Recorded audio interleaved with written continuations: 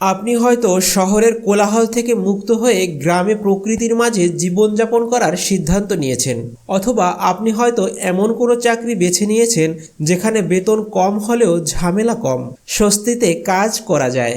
এই অবস্থায় নিশ্চিত থাকুন আপনার ঘনিষ্ঠজনেরা আপনাকে প্রশ্নবাণে জর্জরিত করবে, আর আপনিও নিজের সম্মান বাঁচাতে একের পর এক নিজের গৃহীত সিদ্ধান্তের কারণ ব্যাখ্যা করতে লেগে যাবেন। কিন্তু মনে রাখবেন, কাউকে কোনো কিছু অতিরিক্ত ব্যাখ্যা করতে যাবেন না, কারণ বুদ্ধিমান ব্যক্তিকে কিছু ব্যাখ্যা করে বুঝিয়ে বলার প্রয়োজন নেই, আর মূর্খ লোককে যত ব্যাখ্যাই দেবেন সে বুঝবে না।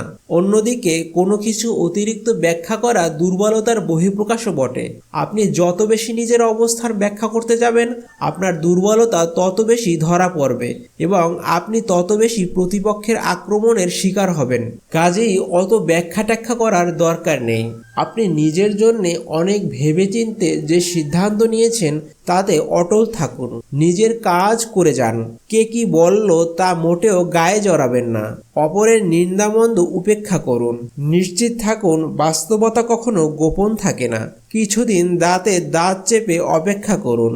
যারা এতদিন আপনার নিন্দা করে যাচ্ছিল, আপনার সিদ্ধান্তকে ভুল বলে কটাক্ষ করছিল, কিংবা আপনার কাজে বাধা দিচ্ছিল, আপনার কাজের ফলাফল দেখে তারা একথা উপলব্ধি করবে যে আপনি যে সিদ্ধান্ত নিয়েছিলেন সেটিই সঠিক ছিল এবং তাদের ধারণা ছিল ভুল।